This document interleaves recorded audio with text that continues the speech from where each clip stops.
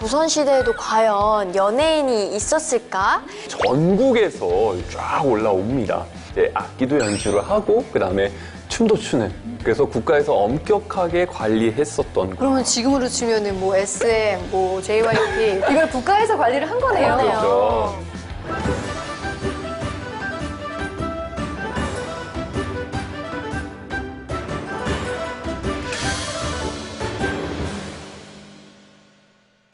조선시대 궁녀들의 이야기 구중궁궐 여관. 안녕하세요, 이지혜입니다. 안녕하세요, 이은sem입니다. 안녕하세요, 김준우입니다. 우리 대한민국에 조선시대부터 한이라는 정서도 있었지만 사실 흥이라는 정서도 있었거든요. 뭐 아리랑도 있었지만 쾌지나 칭칭나는 도 있는 거잖아요. 이 흥은 아주 예전 우리 선조 때부터 시작되었다 이런 생각을 하게 돼요. 맞아요. 네.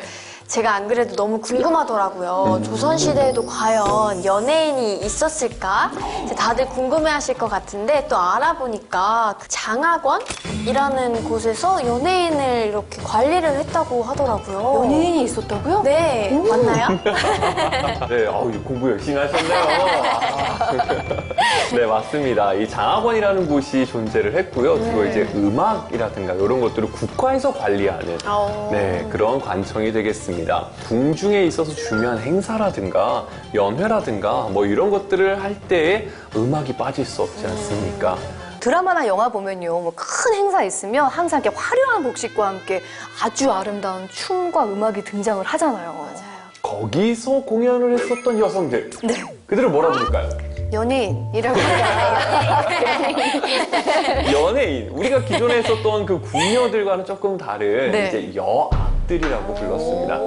네, 여악. 여성들이 와서 이제 악기도 연주를 하고 그다음에 춤도 추는. 네, 오늘날로 따지자면 이제 걸그룹에 해당될 수 있는 네, 그런 분들이었다. 이렇게 보시면 되겠습니다. 그러면 지금으로 치면은 뭐 SM, 뭐 JYP 이걸 국가에서 관리를 한 거네요. 그렇죠. 친구 중에 뭐 연습생들 있지 않아요? 가수 지망생들? 연습생이 많지는 않은데 이제 들어보면 굉장히 훈련이 힘들고 어렵다고 하더라고요. 여악 분들도 이런 강도 높은 훈련이 있었나요? 당연하죠. 이들이 공연하는 곳이 어디겠습니까? 궁궐이잖아요. 거기서는 최고만 들어가는 데잖아요. 그쵸. 전국에서 쫙 올라옵니다. 전국에서 올라와가지고 공연을 이제 준비를 하는데 당연히 연습을 해야겠죠. 한 2월에서 4월까지 3개월, 그다음에 8월에서 10월까지 3개월 이런 식으로 이렇게 여학들은 교육을 주기적으로 받고요. 그리고 악기들. 전공 과목으로서는 검은고, 가야금, 향비파 뭐 이런 이제 전공 악기들이 있습니다. 네. 그 악기들을 쫙 기본적으로 배우고 네. 거기서 좀 잘한다 싶으면 다른 악기까지 또 부전공이에요? 네, 부전공으로 들어가고 좀 못한다. 네. 그럼 이거라도 잘해라. 계속해서 이제 연습을 하게 됩니다. 굉장히 좀 엄격하게 실력을 봤었던 네, 그게 바로 당시의 여학들에 적용이 됐다라는 겁니다. 음악도 장르가 있는 거잖아요. 네네네. 근데 궁중에서 왕 앞에, 뭐 외국 사진 앞에서 했던 음악이라고 하면 굉장히 뭔가 중후한 느낌이었을 것 같은데. 대취타, 뭐, 이런 거잖아요, 사실은. 사실 음악 시간에 많이 잤거든요, 이렇게 들려주시면. 근데 이제 음악의 종류도 여러 가지가 좀 다양할 수가 있어요. 그런 식으로 아주 의례에 맞는 음악들이 있습니다. 국왕으로 취임을 탁 해가지고는 가는 그런 아주 중요한 자리에 우리가 막 흥겹게 막 춤추고 그럴 순 없잖아요. 그럴 때 나오는 음악이 있고 그런 예법에 맞는 음악도 있으며 그다음에 연회 때 또 풍악을 울려라 라고 하는 음악들도 있습니다. 사실상 연회를 굉장히 좋아하는 왕이 있어요. 네. 왕들도 뭐 다 좋아는 하지만 특별히 연산군. 그렇죠. 연산군이 또 음악하면 조예가 굉장히 깊습니다. 딱 봤을 때 조금이라도 실수고 뭐 안 좋다 그러면 바로 내칩니다. 강등시키고요.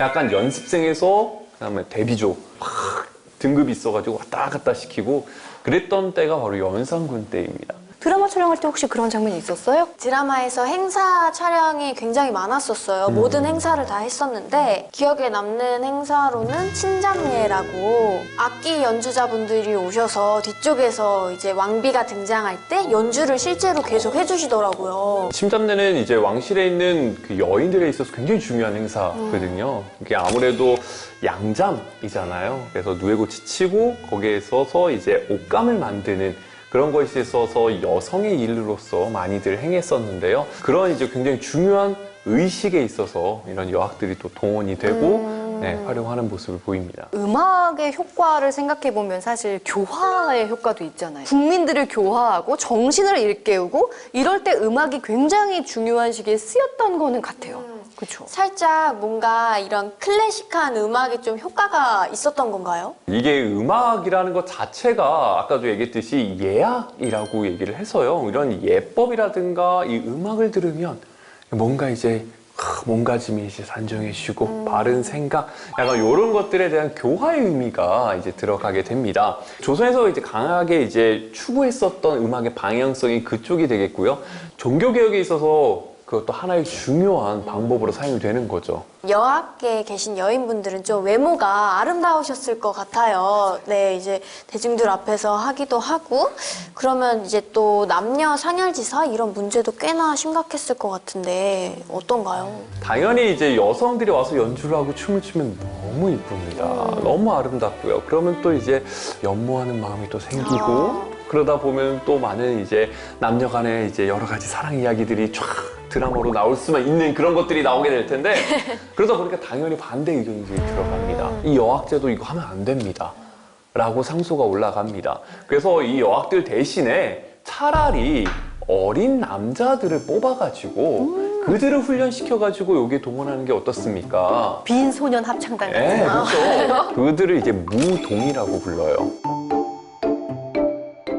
진짜 무동 얘기가 나올 만큼 뭔가 문제가 많이 생기고 그러니까 아무래도 여학에 대해서 변화가 많았겠어요. 또 어찌 보면 나름의 이제 사치풍조라든가 이런 것들이 들어가기 때문에 불러오지 마라 라고 얘기가 된 거죠. 그런데 필요하잖아요. 네.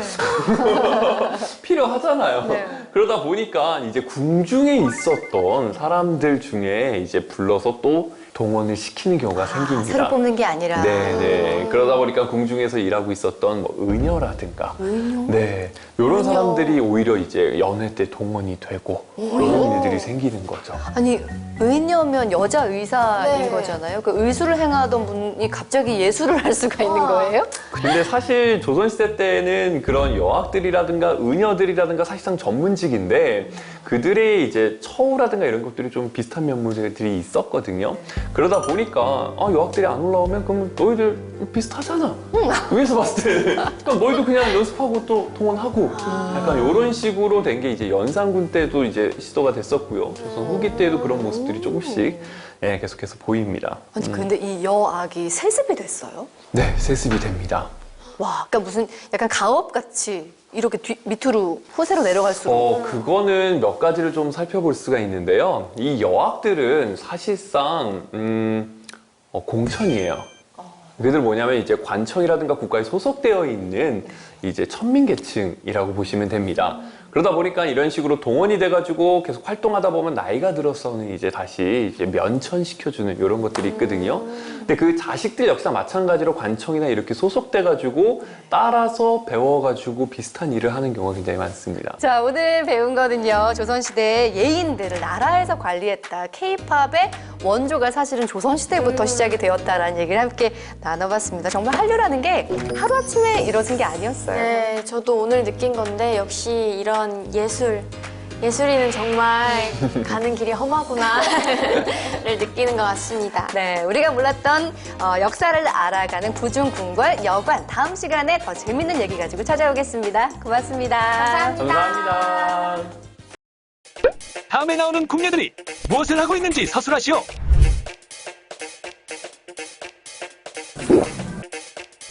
정답은 침을 360번 삼키면 다이어트가 된다는 연진복수법.